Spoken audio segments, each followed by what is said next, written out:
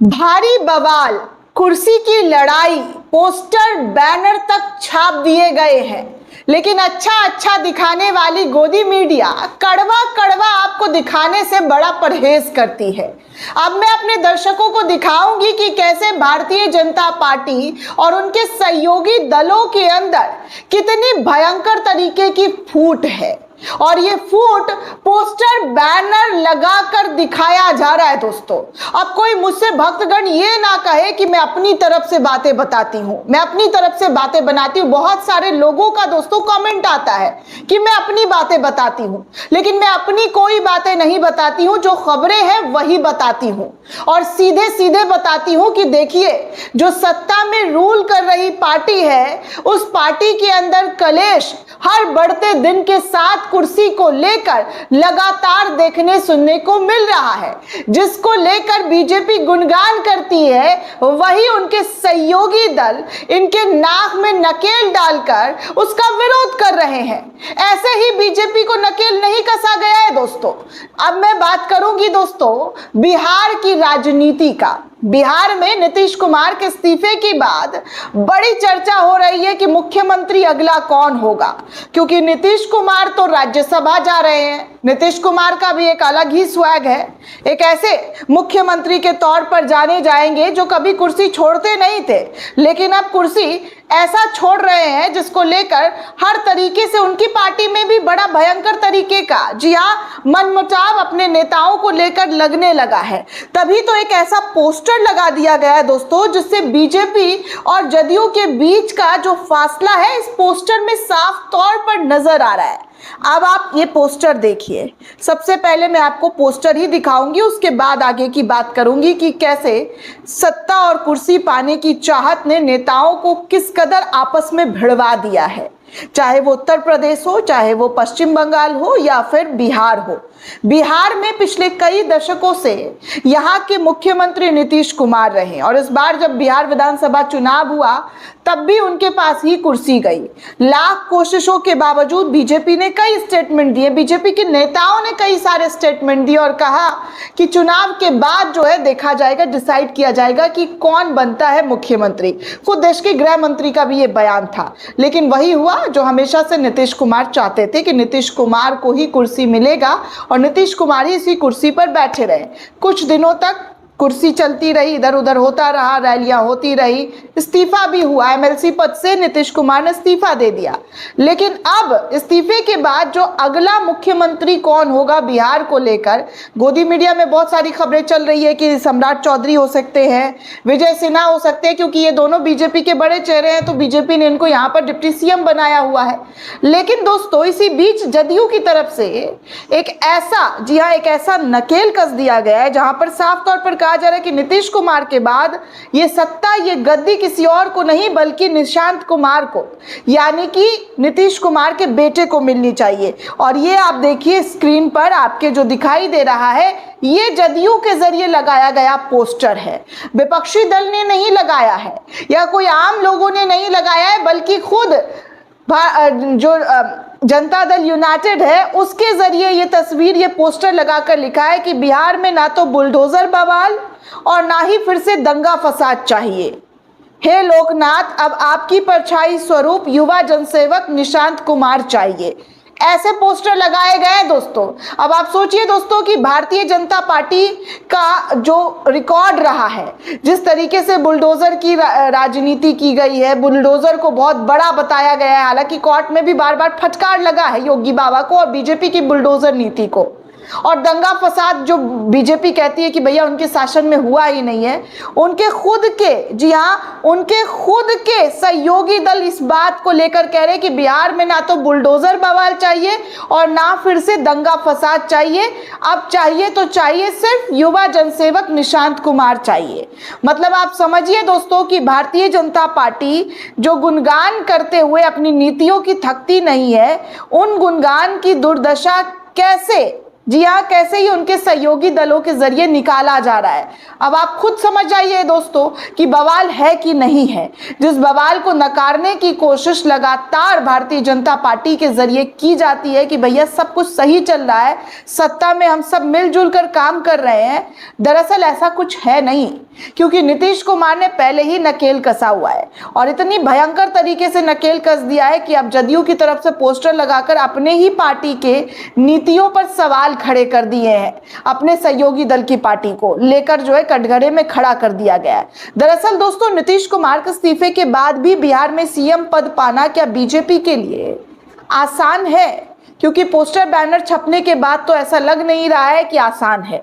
कम से कम जदयू कार्यकर्ताओं ने जिस तरीके से मोर्चा खोल रखा है उससे तो ये साफ संकेत मिल रहा है कि उन्होंने सीधे तौर पर रविवार को मुख्यमंत्री पेश कर दिया है निशांत कुमार को, और इसके साथ ही संकेतों में बीजेपी पर भी निशाना साधते हुए कहा है कि बिहार में ना तो बुलडोजर बवाल होना चाहिए और ना फिर से दंगा फसाद होना चाहिए। तो क्या जदयू के कार्यकर्ताओं के इस रुख की वजह से बिहार में सीएम पद की घोषणा जो है वो अभी तक हो नहीं पाई है? क्योंकि सीएम पद छोड़ने की नीतीश कुमार की घोषणा के 1 माह बीत जाने के बाद भी अब तक सस्पेंस बना हुआ है कि कौन अगला मुख्यमंत्री जो है यहां पर होने वाला है। बिहार में सीएम पद को लेकर जिस तरीके की राजनीति चल रही है, ये समझने से पहले आपको ये जान लेना चाहिए दोस्तों कि आखिर जदयू कार्यकर्ताओं के पोस्टर में ऐसा क्या संदेश दिया गया है जो बीजेपी के लिए बहुत मुश्किल है। क्योंकि जनता दल यूनाइटेड के कार्यकर्ताओं ने रविवार की सुबह सवेरे पटना में बड़े बड़े पोस्टर लगाए और इन पोस्टर में नीतीश कुमार के बेटे निशांत कुमार का भविष्य का बिहार का मुख्यमंत्री बता दिया है। सीधे तौर पर अगला जो मुख्यमंत्री होगा वो भविष्य का वो निशांत कुमार होंगे। पोस्टर में लिखा है कि नीतीश सेवक हमें बुलडोजर नहीं चाहिए, ना बिहार में दंगा फसाद चाहिए, हमें लोकनायक चाहिए। अब समय आ गया है कि वो छाया से बाहर आए। हमें युवा नेता निशांत कुमार चाहिए। पोस्टर में नीतीश कुमार समेत कई जदयू नेताओं की तस्वीरें भी लगाई गई है, जिसमें साफ तौर पर आप देख सकते हैं कि क्या और किस तरीके का मांग जो है यहाँ पर जदयू के जरिए किया जा रहा है। जदयू कार्यकर्ता के इस पोस्टर को बीजेपी पर निशाना साधने के तौर पर भी देखा जा रहा है, क्योंकि मीडिया रिपोर्टों में कहा जा रहा है कि बीजेपी इस बार अपना सीएम बनाने वाली है और इसी बीजेपी पर सांप्रदायिक पार्टी होने का भी आरोप लगता रहा है।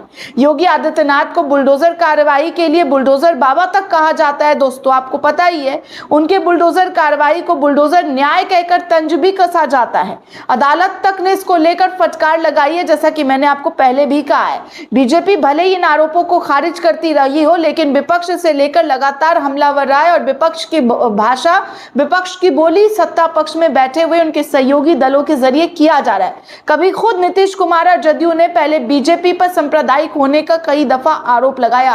हालांकि पार्टी में आ गए, सत्ता में मिलजुल कर सरकार चल रही है, लेकिन अभी भी वो कसक जो है, वो दर्द जो है वो यहां से खत्म नहीं हुआ है।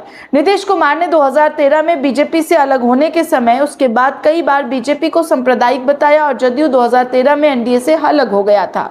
नीतीश कुमार ने नरेंद्र मोदी को प्रधानमंत्री उम्मीदवार बनाए जाने तक का विरोध किया था दोस्तों।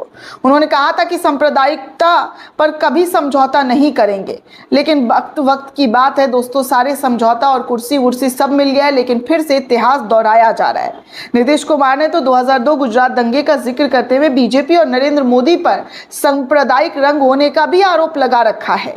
2015 बिहार चुनाव के दौरान बीजेपी भी नीतीश कुमार ने मोदी पर आरोप लगाया था कि चुनाव सांप्रदायिक रंग जोड़ने की कोशिश कर रहा है। उन्होंने गुजरात दंगों का उदाहरण तक दिया था और कहते हुए बीजेपी को कानून व्यवस्था पर बोलने का कोई नैतिक अधिकार तक नहीं है। ये सब कुछ नीतीश कुमार ने अपने भाषण में दिया था दोस्तों 2015 के दौरान सारी स्पीच। आपको बता दें कि नीतीश कुमार 2005 से 2013 तक बीजेपी के साथ एनडीए में थे और 3 बार मुख्यमंत्री बने। उस समय उन्होंने बीजेपी को सांप्रदायिक नहीं बताया था, लेकिन 2017 में वो फिर से बीजेपी के साथ आए और तब से ज्यादा समय से एनडीए में ही है। बाद में बीजेपी जो है दोस्तों, आपको बता दूं कि बीजेपी के साथ वो सत्ता में रहे, तब उन्होंने बीजेपी पर सांप्रदायिक आरोप कम लगाने शुरू किए, लेकिन अब एक बार फिर से यहाँ पर जमकर आरोप और प्रत्यारोप का सिलसिला जो है शुरू हो गया है। नीतीश कुमार ने कुछ दिन पहले मुख्यमंत्री पद से अपने इस्तीफा दिया। 10 अप्रैल को उन्होंने राज्यसभा सांसद के रूप में शपथ ली। अब वो बिहार विधान परिषद की सदस्यता से भी इस्तीफा दे चुके हैं। नीतीश कुमार का ये कदम बिहार की सत्ता में बड़ा बदलाव लाने का संकेत दे रहा है। उनकी जगह बीजेपी के हाथ में सत्ता की कमान आती हुई फिलहाल तो दिख रही है, लेकिन जदयू वालों ने मोर्चा खोल रखा है। ऐसे में जदयू के कुछ कार्यकर्ता निशांत कुमार को आगे लाने की मांग नीतीश कुमार से कर रहे हैं। कार्यकर्ता चाहते हैं कि निशांत कुमार छाया से बाहर आएं और बिहार की राजनीति में सक्रिय भूमिका निभाएं। कुछ सूत्रों का कहना है कि निशांत कुमार को उप मुख्यमंत्री बनाने की भी चर्चा चल रही है, लेकिन अभी तक कोई आधिकारिक तौर पर घोषणा नहीं हुई है। एनडीए के अंदर चर्चा में सम्राट चौधरी का नाम इस वक्त सबसे आगे चल रहा है। वो फिलहाल बिहार के उप मुख्यमंत्री और बीजेपी के बड़े नेता भी हैं। सम्राट चौधरी कुशवाहा समुदाय से आते हैं और उन्होंने कुछ समय से कुछ सालों में पार्टी को मजबूत तरीके से खड़ा भी किया है बिहार के अंदर, भारतीय जनता पार्टी को। बिहार में बीजेपी के लिए कुशवाहा समुदाय का वोट बैंक काफी अहम है और बीजेपी की नजर इसी पर बनी हुई है। नीतीश कुमार ने हाल ही में सहरसा के एक कार्यक्रम में सम्राट चौधरी के कंधे पर हाथ रखकर लोगों से कहा कि वो इनका साथ दे। नीतीश ने कहा था कि मैंने इन्हें लोगों के लिए अब बहुत सारे काम करने को कहा है। इस बयान को सम्राट चौधरी के समर्थन के रूप में भी उस वक्त देखा गया था, लेकिन नीतीश कुमार ने उस वक्त भी सत्ता नहीं छोड़ी थी, सत्ता से चिपक कर बैठे थे। और अब जब सत्ता छोड़ दी है और सस्पेंस बना हुआ है कि मुख्यमंत्री कौन होगा और ऐसे में बवाल वाला जो पोस्टर लगा दिया गया है, उससे साफ अंदेशा लग रहा है कि सब कुछ सहमति नहीं हो रही है। अगर सहमति एक तरीके की हो गई होती तो कब का मुख्यमंत्री का चेहरा भी बिहार के लोगों को घोषणा कर दिया जाता। लेकिन इस वक्त बिहार में खुद सत्ता में बैठे हुए जो लोग हैं, उनके कार्यकर्ताओं के जरिए इस तरीके का काम अपनाया जा रहा है, तो इससे साफ समझ में आता है कि बीजेपी का जो अस्तित्व है वो अभी भी नीतीश कुमार के हाथों में ही है। तभी तो इतना ज्यादा सस्पेंस बना हुआ है। दोस्तों, ये पूरी रिपोर्ट आपको कैसी लगी हमें कमेंट करके जरूर बताइएगा। साथ ही साथ चैनल को ज्यादा से ज्यादा लाइक, शेयर और सब्सक्राइब करना बिल्कुल भी ना भूलें। शुक्रिया दोस्तों।